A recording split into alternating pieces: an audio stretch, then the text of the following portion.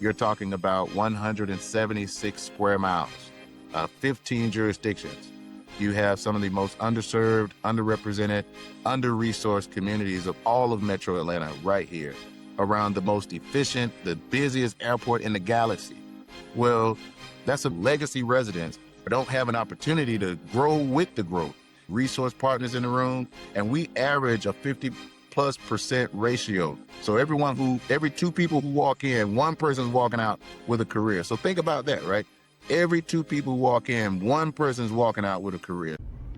This is the Commercial Builders Network, where trust is restored, power is reclaimed, and legacy is built. Let's get to work. Hello, beautiful people, and welcome to another episode of the Commercial Builders Network. My name is TaNeshia Reed, and I'm your host. And today we have the amazing Shannon James Sr. He is the president and CEO of Aerotropolis Atlanta Alliance, which is a public-private partnership driving economic growth and opportunity across South Fulton and Clayton County. He is a native of Albany, Georgia. Shannon's journey began with a full basketball scholarship at Valdosta State University, where he developed the discipline, leadership, and vision that would shape his career. He went on to spend over 15 years in commercial banking before making a pivotal decision to dedicate his work to community and economic development. Today, he is one of the most influential leaders in Georgia, helping to shape the future of the region surrounding Hartsfield-Jackson Atlanta International Airport, one of the most powerful economic engines in the world. Through his leadership, the Aerotropolis region is being reimagined as a hub for business, workforce development, and inclusive opportunity, ensuring that communities surrounding the airport aren't just near growth, but are a part of it. How are you doing today, Shannon? I'm doing great. How about yourself? I am awesome. It's good to Good. have you. Good to be here. Look, you're a busy man. The people need you.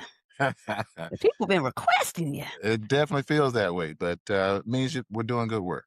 We're doing good work. Awesome. So we're going to dive right in. I would love for you to tell the people about little Shannon and what was life like back in Albany that helped to shape who you are today. Wow. So you're forcing me to go back now, right? So the young Shannon was definitely a young, curious young man, right? Who wanted to do more in life. I found a lot of my skills and talents through the Boys and Girls Clubs of East Albany, Georgia. uh, how to build relationships, how to play spades, how to play video games, how to play ping pong, but more importantly, how to play basketball, right? The sport that ultimately took me out of Albany, Georgia through a full scholarship, and found a lot of friendship, a lot of mentors through the Boys and Girls Club. And it really helped shape who I am today. I mean, I learned my etiquette skills. I learned how to, be a friend and how to deal with adversity and even controversy through the Boys and Girls Club. And so I owe a lot to the Boys and Girls Clubs of America, more importantly, East Albany Boys and Girls Club. And so uh, ended up making the high school basketball team, and ultimately that opportunity led me to college through a full ride. Once I made it to Valdosta State, it really opened my eyes, right, to what the world is like, what opportunities that are out there. My college roommate, who is my best friend to this day, who's also from Albany. And, it's where I found my career. I was fortunate to be introduced into banking. While I was in college, I was working, I was going to school, I was playing sports. And what I quickly recognized once I became a teller, customer service rep, was that, numbers, I've always been great with numbers. I was a business major, and commercial banking was very aspirational. And so, I knew in order to get into commercial banking, which is extremely difficult. And honestly, I didn't see anyone who looked like me in commercial banking. So I was moving in uncharted territory. And not only commercial banking, but management training. And I was fortunate to become the first African American accepted into the management training program for Park Avenue Bank in Valdosta, Georgia. And Wow. so when I went through that program, it really teed me up for my future in commercial banking. Once I finished my trainee program, I was promoted to, that's how I got to Metro Atlanta in Gwinnett as a junior lender. And honestly, it's just been history in banking ever since. And then ultimately here in this role with the Aerotropolis. So, uh, my journey has been, I wouldn't say truly traditional, but it's definitely been my own, right? I was able to kind of craft my skills in the Boys and Girls Club and find out who I was and where my skills and strengths were. And that ultimately led me from high school to college. And then college helped me identify industry and a career. And that career took me from Valdosta to Atlanta. And now once I made it to Atlanta, which was such obviously a bigger city than South Georgia. I really honed in on crafting my skills, building relationships, and I was fortunate to leave that bank and go to SunTrust Bank at the time. Man, showing my age. SunTrust Mhm. in Camp Creek back in 2011, and that's when I landed in this area near the airport, and I've actually been here ever since. So I spent 15 years in banking, and now I've been in this area for 15 years. So I am in a very unique position right now. Awesome. So I know that within your 15 years, you not only did the commercial lending aspect, but also portfolio management. Through that time, I know that you actually were working during the financial crisis of 20 well, I always say 2020, 2008, I'll never 2008. forget. Never Yes. forget. Tell me how navigating that time was and how did you make it through? Well, that's a really good question. As you noticed, right, I kind of really glossed right over it.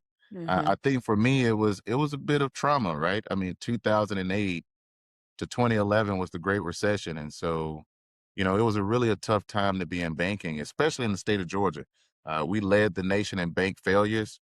Mhm. The state of Georgia, especially Metro Atlanta, is a real estate driven market. And so you really had to, deal with adversity and be, at the top of your game during that period. And so for me, I think it was really about leveraging my skills and my relationships and my ability to work hard. And so I wasn't afraid to come in early mornings. I wasn't afraid to stay late nights. And I went from, development and commercial lending to managing risk and special assets. For those who are familiar with the SAD department, special assets department, I was basically managing foreclosures. I was, managing troubled debt. I was managing a lot of the other real estate owned property that the bank had foreclosed on. And so I really sharpened my teeth around that time, around 2008 and 2011. I learned about, how, extending yourself during good and bad times can really expose yourself to risk. And I also saw where, bad things happen to good people.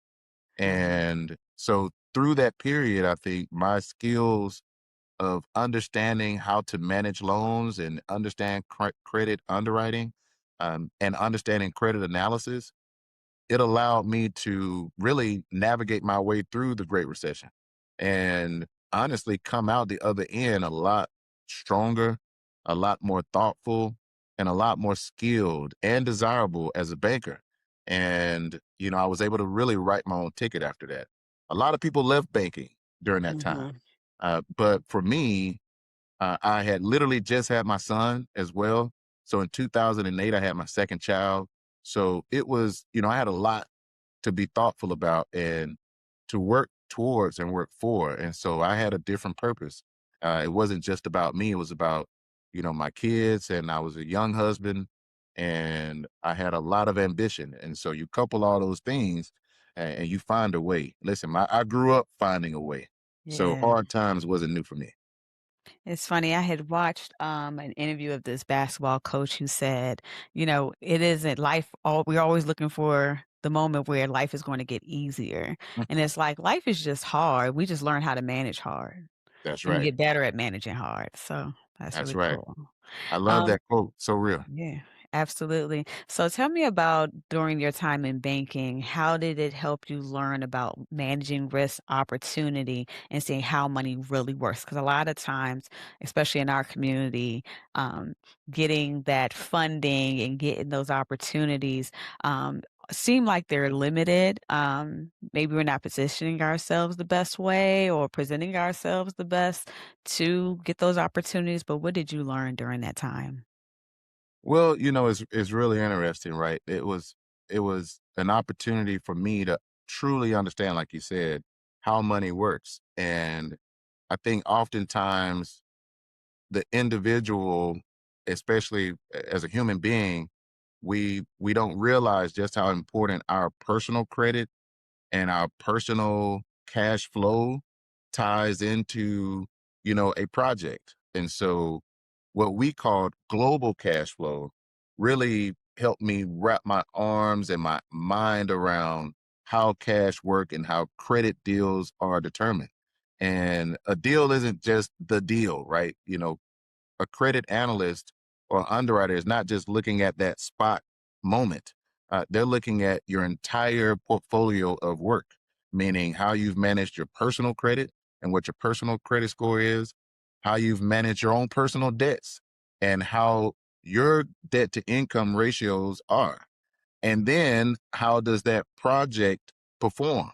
And your ability and your expertise, meaning your experience, to now navigate the critical risk that come with doing projects that you're going to be successful. And honestly, banks, they're really just managing risk. They're risk mitigators.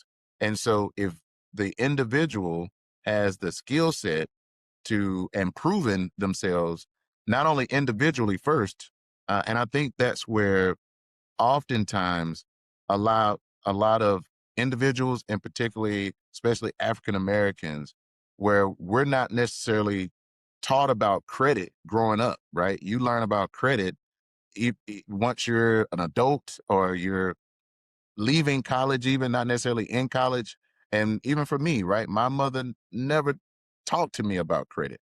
We never had the cash conversation. We never really talked about being thoughtful and living below your means and not taking on credit cards or getting a credit card and paying it off or really understanding what a credit score is and how it works. And so, you know, what I recognized was that the individuals who had legacy, individuals around them who helped them understand at an early age and often and position them well, they were more seasoned and Mhm, more qualified and more prepared to get those deals and approvals versus individuals who were really strapping to figure it out on their own.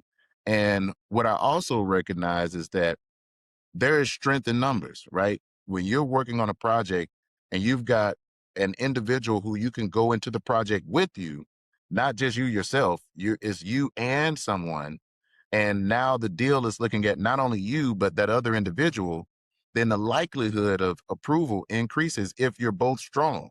And mhm, so, and it's difficult to find a partner, right, to do business with. Oftentimes we try to go at it alone. But if you can collaborate and partner with someone who has similar ambitions, similar backgrounds, or at least similar goals, and you both bring something to the table under this unified objective, then your likelihood increases of now achieving access to credit and getting your projects achieved because now the bank is looking at you as not just one individual, now it's two people, and there's a greater likelihood of them recouping their funds in case you don't pay them back. Because I mhm. don't think people really think about that. Banks are thinking about, if you don't pay us back, how are we going to get our money? Is Yeah. either through liquidating the asset that the collateral that they're giving you. But that's honestly, yeah, that may be the first sense, but the secondary is even more important, meaning what personal assets may be tied to it, what equipment or anything else that can help them recuperate their losses. Because when the bank takes it back, it's not worth what they gave you the money for. Mhm. So they're taking a loss literally immediately. So I'm saying all that to say I quickly understood and began to understand how credit works and how cash flow works and how credit underwriters and credit approvers look at different deals and projects. And one of the biggest asks is like a line of credit. Everyone's looking for a line of credit, right? But a line of credit is very difficult if you don't have a proper collateral to now collateralize that line of credit with, because a lot of people want it unsecured. That's just like a Mhm. credit card. Well, Yeah. how are you managing your credit cards, right? What's your credit score? And what's your ability to pay back this debt if it's not secured, which makes it even more riskier. And so, all of these things are so important, but to most individuals, they're not really thinking about all that. They're just thinking, I got a business, I need help. You're a bank, you've got the money, I've got the business, let's do business together. It's not that simple. Yeah. It's funny because my, first credit lesson was just don't get a credit card. You Right. went off to college just when those people come up to that campus, you better not, you just better not. And that was just it. That was the extent. And it wasn't until right before was buying my house that some said, let me get a credit card and do this the proper way. And I got blessed with being able to purchase my first home in like 22, 23, 22. But I didn't learn that from at home. I Right. came out here and ended up networking and then getting those opportunities. So my baby brother's coming out of Winston-Salem, and I'm about to get my claws on him to make sure You we get need him in the to. right North position. Carolina, you need to. It's Yes. important. We've got to, it's one of those it's one of the most sensitive topics you can have is money. Yeah. And if you don't really understand it, you feel uncomfortable talking about it. And Mhm. honestly, especially for me growing up, my family didn't understand money. Yeah. And so they couldn't educate me about it. Well, I understand money and I'm teaching my kids. I've been teaching my kids since they've been, able to even go to a register and pay for their own candy. I let them use their Mhm. own money and I let them figure out what they're supposed to get back and, so on and so forth. So it starts at an early age. Awesome. So what was the point where you decided that you wanted to come out of the baking arena and go into community and economic development? Mm, yeah. So I think for me, so I've always had a big heart for community, right? So I keep saying I'm from East Albany, right? I went to the East Albany Boys and Girls Club. Anyone who knows anything about Albany, Georgia, will understand that it's a city in Southwest Georgia. Per capita, depending on what you look at, it could rank anywhere from third to fifth poorest in the country. And, when I was in the city, I recognized how important it was to have resources available like a Boys and Girls Club that allow community to come off the streets and not just be in the streets and now have a safe place to go and learn skills and be productive versus just kind of just having nothing to do. And when you got time on your hands, you can get into stuff. And, Mhm. I recognized that. And what I also recognized was that when the city was robust and it was, we more people were having more things, it was because we had more jobs. It was when we began to lose jobs, then our communities began to suffer more, our households began to become strained, and people started to resort to other things, right? Whether it's, doing something they didn't want to do, or resorting to crime. And I think, for me, I was fortunate to recognize that at an early age. And not only that, I would couple that with watching my mom, my own mother, who helped us scale up. She went from participating in a program with a van that would come pick her up in the mornings because we didn't have a car and would take her to an early learning daycare center to basically do training. And she went from like this paraprofessional through this training program to a paraprofessional. And then Mhm. then I watched how we went from no car to a car. And it was like, oh my God. And then she went from a paraprofessional to like an assistant. And then we went from a no car to now we've got another house. We're renting, of course, but we had another house. And we began to scale up. And she went from an assistant to a teacher. Then she went from a teacher to a director or assistant director. Then she went from assistant director to director. So I personally experienced what it's like for a parent to have access to resources and to scale up through a program that helped her, gain the tools and the skills and scale, right? And mobilize. And so I'm like a personal beneficiary.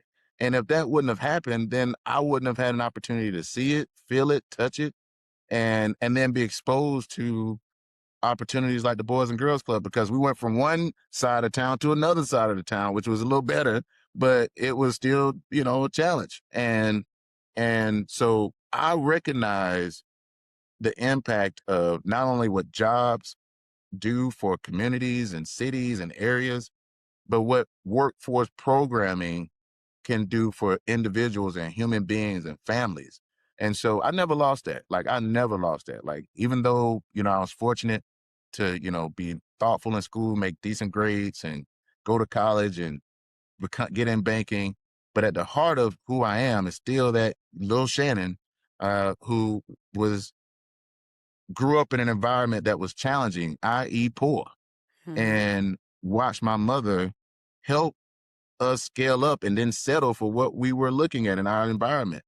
And it just never lost me. And so when I got in banking and I came to South Fulton, i.e. Clayton County as well, I was able to look around, and I was looking around this area, and I was doing deals, doing projects, and I was building relationships, and I was, making all these new friendships and understanding the dynamics. And I also saw a lot of people who looked like me.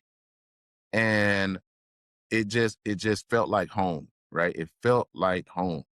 And, when I recognized the Aerotropolis Atlanta Alliance really had all the key stakeholders of the whole region at one table.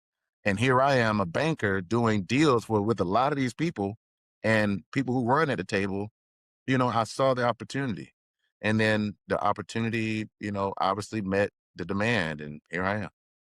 Awesome. So, for those who don't know what Aerotropolis is, can you explain what it is and the role it plays in the community? Oh, man. So Aerotropolis Atlanta Alliance is a 12-year-old regional public-private partnership, right? We're a 3P, and we are a 501c6. We also have a foundation, right? We have a 501c3 as well, but we are a 501c6. Our mission is to serve as a catalyst, keyword catalyst, right, for regional economic competitiveness for the area surrounding Hartsfield Jackson Atlanta International Airport, right here in South Fulton and Clayton County exclusively. You're talking about 176 square miles, 15 jurisdictions, and some of the what we and data suggest you have some of the most underserved, underrepresented, under-resourced communities of all of Metro Atlanta right here around the most efficient, the busiest airport in the galaxy. Well, that's a mismatch, right? You've got the busiest and most efficient, the regional anchor of the Southeast, and you just step outside and now you're talking about what's going on. Well, the difference is it's very complicated. You've got a lot of jurisdictions, multiple jurisdictions that surround the airport. And for those who are familiar with the state of Georgia, Georgia's a home rule state. So each city has its own land use and zoning requirements. So how do we as an organization now bring those cities from operating in silos to now working together and communicating across jurisdictional boundaries about what their plans are and how to support each other versus competition amongst each other? So it's like cooperation. So what we're preaching is cooperation. And our vision is to create an inclusive, keyword inclusive, world-class destination for all those who live, learn, work, and play in the Aerotropolis region.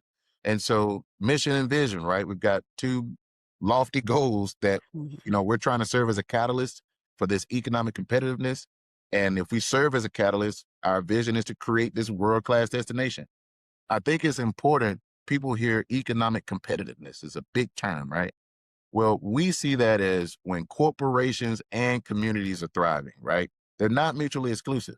When corporations and communities are thriving, hence you have a public-private partnership. You've got the public sector and the private sector now communicating with each other and working together, trying to build an ecosystem that is a lot stronger. And so that's what we've been able to do. We've been able to bring the Porsches and the Deltas and Chick-fil-A's and Prologis and Woodward Academies and Microsoft and all these other entities together now, along with the Tri-Cities and Union City and Fairburn and Chattahoochee Hills and Jonesboro and Lovejoy and Lake City and unincorporated Clayton County, to now talk to each other, right? We're communicating across jurisdictions and to industry.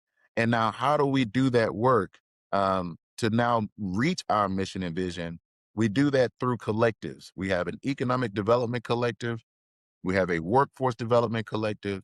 We have a community development collective. So we've got three initiatives that we got all of these activities happening that will help drive the mission and vision, right? So those tasks that we've created that are in these collectives, all of those initiatives, all those activities are driving the work that's going to make our vision and our mission happen.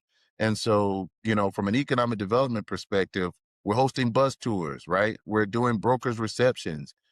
We're bringing the region together at Georgia Economic Development Association conferences and hosting big events where we're now bringing state project managers together to now build relationships with our local EDs and even the Aerotropolis and learn more about opportunities that exist here so we can attract more jobs, so we can steer more projects here, which will in turn help create investment for our jurisdictions. And what that does, those investments steer income for our balance sheets for our cities, right? Now you get more fire, you get more police, you get a lot more support for our school systems. And so all of those mechanisms really help drive the ecosystem. So economic development is a huge, huge initiative for us. Porsche Cars North America is how we got started. Without Porsche, there would be no Aerotropolis. And so kudos to Porsche Cars North America for seeing the vision and staying committed to our initiative. They're at the top of our investment structure, and they've been an early adopter and huge supporter. We also have workforce development initiatives, right? Those workforce development initiatives, what we feel is like as these jobs continue to come and even existing jobs, how do we make sure our communities and our schools are able to participate, right? So legacy residents are not are really being exposed and being pushed out or don't have an opportunity to grow with the growth. And so that's a huge mantra for us and what we're trying to accomplish. So we're doing, you know, uh, career college and resource expos where we're bringing almost 600 seniors and juniors from Fulton County schools and Clayton County schools every year to the Georgia International Convention Center to now be exposed to a lot of local industries who are in this area. We have about 50 to 60 every year. And then we'll host breakout sessions to help them with soft skills and building their resumes. And so, how do we continue to expose our future leaders to opportunities so they're not just looking left and right, like they know, okay, I remember this group, I've connected with them, I want to do this. Or, they may want to go to college, they may want to go to Clayton State, they may want to go to Atlanta Tech, they may want to go to Clark Atlanta or an institution, or they may want to go into a program that is 6 to 8 weeks that gives them certification. And now they got credentialing to go get a livable wage, a career. And so we're helping them understand their choices. There are choices out here, and let's help them get closer. We're hosting hiring fairs. We've got a hiring fair coming up on May the 9th at the Georgia International Convention Center, who are great partners of ours. And we typically average anywhere from 600 to 1,000 people. We have over 40 to 50 corporations in the room. We have resource partners in the room, and we average a 50+% ratio. So every two people who walk in, one person's walking out with a career. So think about that, right? Every two people walk in, one person's walking out with a career. So, we've been really thoughtful about workforce development. We're doing place-based training initiatives. We just finished a healthcare cohort with literally 100% Clayton County residents in healthcare. And we had 17 individuals go through a free 8-week program where they gain soft skills and hard skills and credentialing and then placement into healthcare careers. And we hosted it right here in partnership with Strive ATL and LISC ATL. And so we're doing a lot of work. I can go on and on, but we're doing a lot of work in workforce development. It's really like our anchor, to be quite honest. We can control that needle. Economic development is a different space, right? It's so many variables. You got to depend on other folks, but workforce, we're controlling that, right? We're making sure we connect the dots. And then last but not least is community development. How do we make sure that we're being thoughtful about housing and transportation and placemaking, right? That this isn't just some waypoint. This is a destination. And so we've got all types of grants that we've gone after with our local jurisdictions and partners. Thanks to the Atlanta Regional Commission, who are no question big partners of ours. We are literally birthed from the ARC, and it has allowed us to really drive this region forward, meaning we're planning more, we're more coordinated, we're less spontaneity. We're trying to decrease all that spontaneity and be more intentional with whether it's housing. We have a housing study going right now with Clayton County.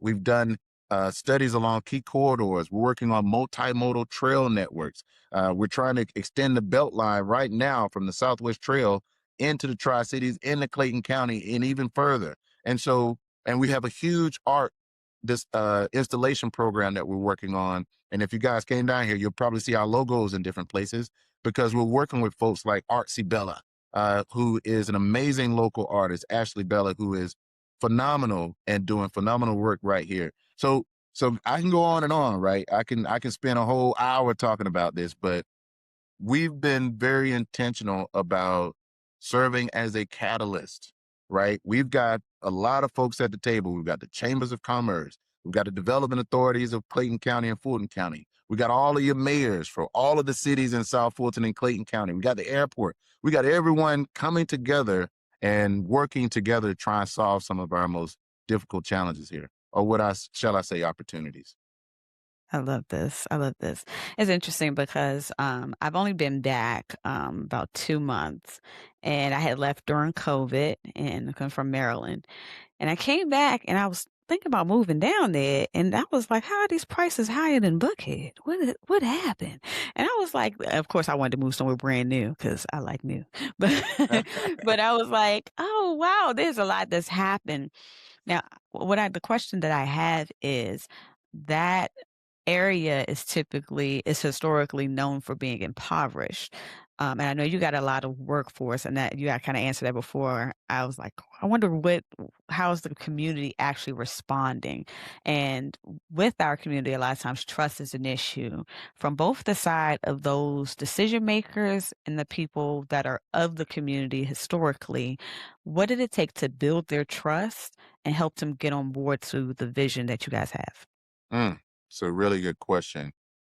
I honestly, I would have to say it's the people who are on our board. Um, but the board, I think, has done a really good job of giving us like immediate credibility. It allows us to, at least from a visual perspective, show that we've got some credible people representing us and driving the stick, right? And then I think once you get past the board, I think it's the work. People begin to see, okay, well, I see they got a good board, but show me the work, right? Show me their objectives and goals and outcomes and impact. And then I can better gauge who they are and should I support them. And I think when people look at our work and our body of work, it quickly illustrates that we are very thoughtful, intentional, and very much so engaged in driving, impact. And so, all of those things that I mentioned, right, that we're bringing the region together and we're activating these sites and we're making sure that we're pushing for, our local residents to be able to participate. And we're trying to make this place look and feel safe and supported. People quickly recognize that, okay, you're either on our side or you're not. I mean, it's okay, but I think they see who we are and what we do and who's representing us. And then when you've got folks out there in the streets, in the trenches, saying the same thing that we're doing, it just reiterates or reinforces, our core competency. So I just think it's indicative of our board and our work and our consistency, right? We're not all over the place. We're not wishy-washy. We've been very consistent for 12 years. I love it. So what was that initial conversation like with these different, um 'cause you said that every city and every county kinda has their own zoning stuff. What was that initial conversation from people who have been doing it the same way? Because again, there's a mindset shift where it's like, let's not rewrite the wheel, let's keep doing the way and saying, "No, if we come together, this is a different result," to get them on board. Yeah, honestly, that was probably one of the most difficult things, right? Because this was more of a behavioral shift, because their behaviors were, all right, we're going to do this. And I don't really care about what's happening to my left or my right or in front or in back. And I think once we were able to show them and help them connect the dots on how much more successful and impactful not only they could be, but their neighbors could be as a result, over time, it definitely helped because here's the thing, right? We started out at 7 cities.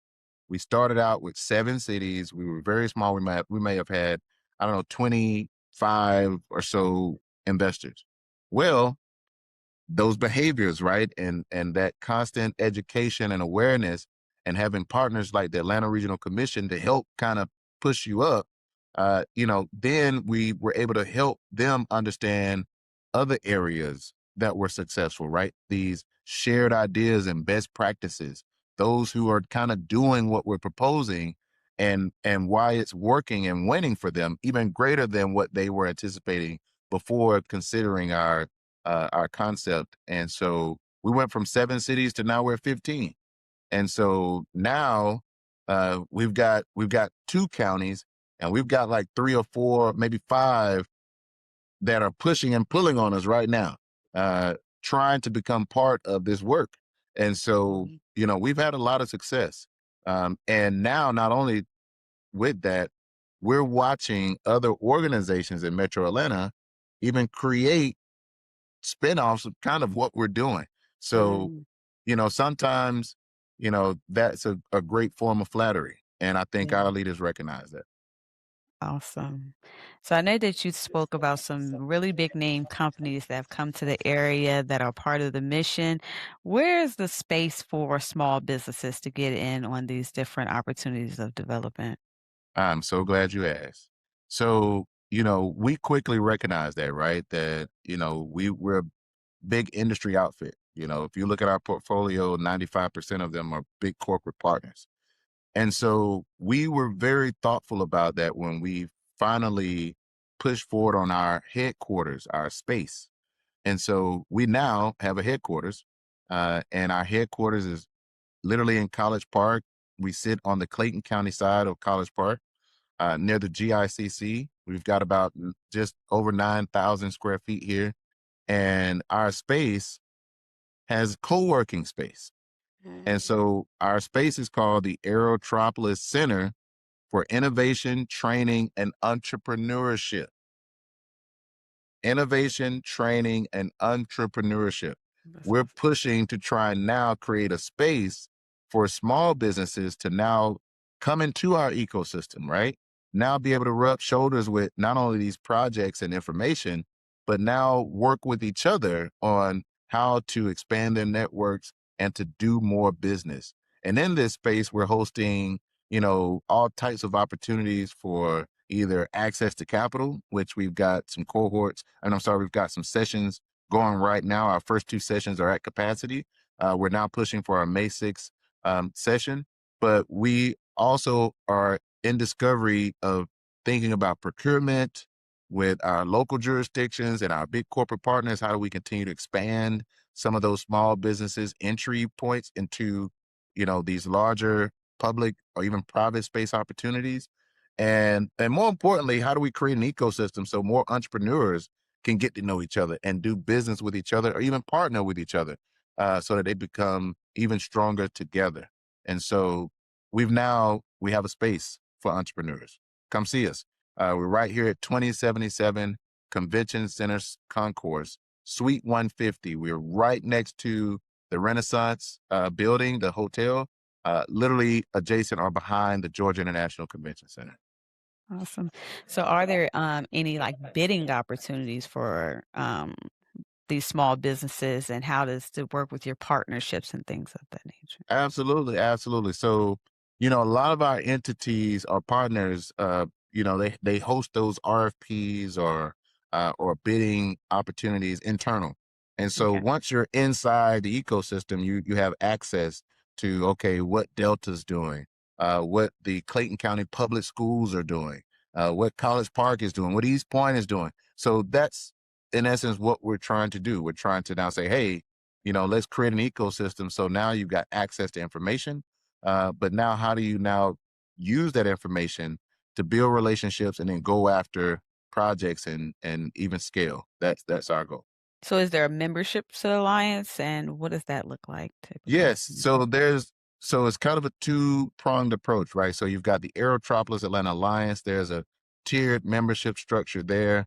And so on our website, again, you can find those membership opportunities. And then for our Land Here Takeoff Center, there's also a tiered membership. And what we're talking about now, the memberships range from a basic at $150 a month. They can scale up to 250, even $500 a month. So they're tiered as well on the LHTO side. So you've got two opportunities to examine whether or not you're interested in the Aerotropolis. There's a tiered membership level. It ranges anywhere from $1,500 up to $25,000. Or if you're looking at the LHTO side, which is $150 a month, anywhere up to $500 to even potentially, we've got one office left. If you're looking for dedicated office space, right now is about $1,200 a month. So what is your perspective on the current gap between infrastructure construction and development currently? Whew. So there's a huge gap in regards to infrastructure. And when you say infrastructure, we're talking about, like real infrastructure where we're talking about like roads and bridges, or are we talking about infrastructure in regards to like capital, access to capital, relationships, pathways? I want to make sure I'm clear. More capital and pathways. That gap. Yeah. So I would honestly have to say if you would have asked me this 24 months ago, I would have said it was decent because when I think about those access points or pathways, I think about resources. And under the previous administration at the White House, they were very thoughtful about creating, various pathways and opportunities for entry and or scalability or mobility. Well, the new administration in the last less than 24 months have really scaled back on what that looks like, at least from a federal perspective. Mhm. It is a challenging space. And so, and then from a state perspective, that they, at least in the state of Georgia, they've done a decent job of maintaining resources that were available over the past 5 to 10 years. But the challenge is the ability to enter into the market, the entrance. And so the ability to scale and meet those dynamics are still a challenge, right? Can be sometimes far reaching. So to answer your question, I would say there needs to be a lot of help. There's a lot of opportunity um, and need for support and growth in that infrastructure space because there's not enough capital. There's not enough resources.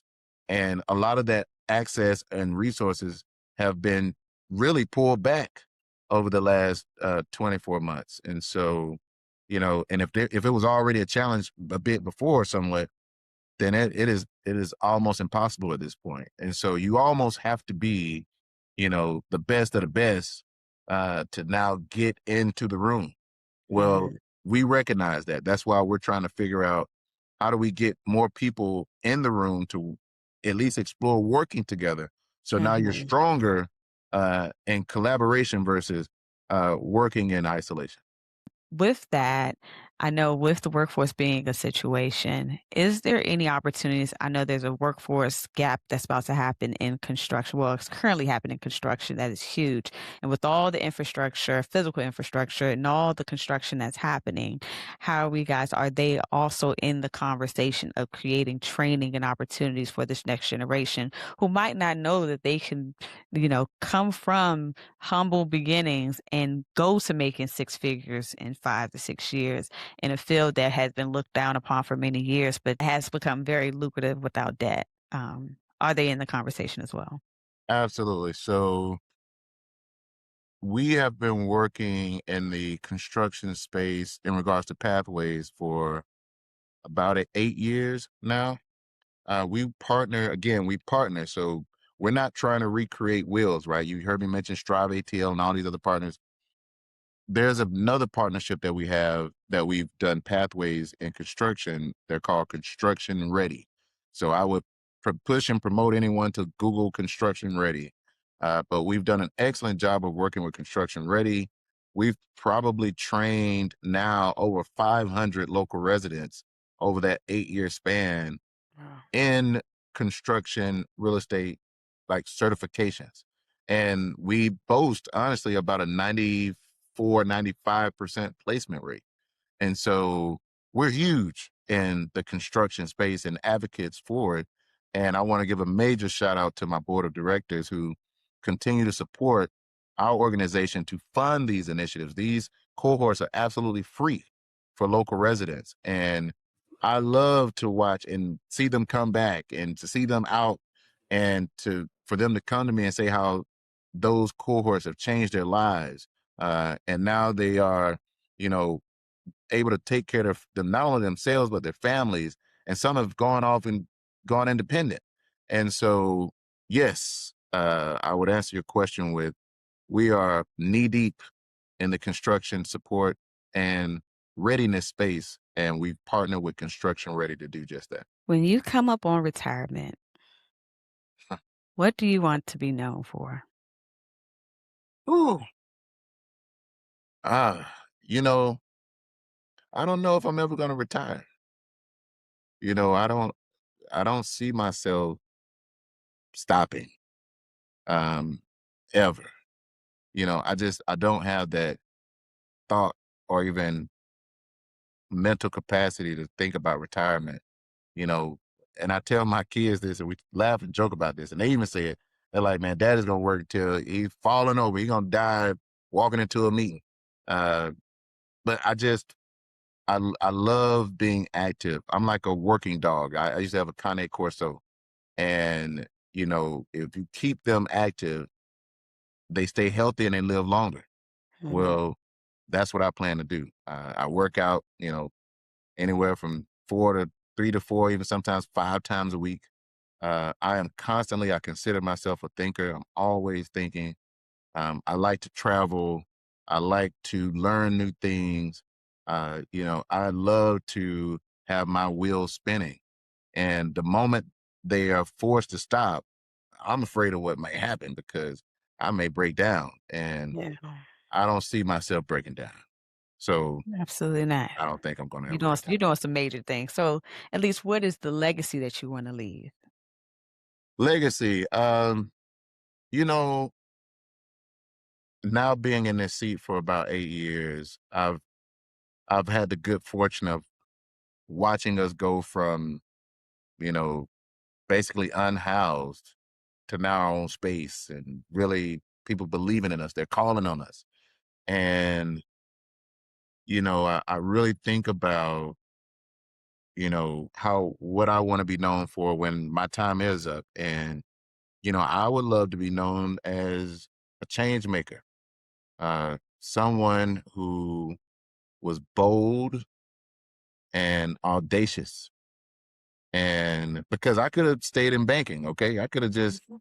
kept going down the corporate route and got into the well, hell, I was in the C-suite and Mhm. just kind of rolled my way on through and Yeah. made my money. Uh, but it's bigger than that. right? Um, you know, I know that when I think about our ancestors and those who have fought hard for us to even be in this space, especially a place like Atlanta. I love Atlanta. Yeah. And so for me, I want to make sure I'm carrying that torch, that torch that, many others have laid the groundwork for. And I want people to look back and say, man, he kept it going, right? Like it didn't fall on, we're standing on some tough shoulders, some broad shoulders. And hopefully someone will see me and say, man, I'm gonna keep that torch going too. And I'm gonna stand on his shoulders and I'm gonna push it forward. And I think if we keep doing that, I think as a people, we're gonna rise like the phoenix. I may not see it in my lifetime, uh, but it needs to happen during a lifetime. And it's gonna happen. I love that. Do you have any asks from the community? Ask. Yeah, any asks. Whew, I would say follow us. I think the community, I would ask them to follow the organization on social media, arrowatl.org, Aerotropolis Atlanta. A lot of people may not be familiar with us. This may be the first time they've heard of Aerotropolis. Like, what is an Aerotropolis? And, if you think about it, aero, right? Like aerospace is Mhm. very driven in this sense of aviation, right? We're working near the world's busiest airport. And what we're trying to do is create an aerotropolis, like a metropolis, an Mhm. aerotropolis. And one day, uh, people are going to look around Metro Atlanta, and then instead of going north, instead of going west, instead of going east, they're going to come south. Yeah. And that's what I'm really hoping for. And that's what we're trying to create. And it's happening now. Trust me. I mean, when people come down here who hadn't been here in a while, they're like, oh man, this place is growing up. Well, we're just getting started, man. And, my ask is that people continue to believe in the South Side. My ask is that people don't just buy into the narrative and what they perceive as the perception. There are great things happening down here. There are great people down here. There are great opportunities here. This place is safe. This place does have opportunity. It does have great opportunity for education and careers. And my ask is that you come down here and see it for yourself versus whatever 10, 20-second slot you see on IG or TikTok. I love that. Well, thank you so much, Shannon, for your time. It's been awesome. It's been an absolute pleasure. Absolute pleasure. Looking forward to you coming on back down here. Oh, yeah. It's on.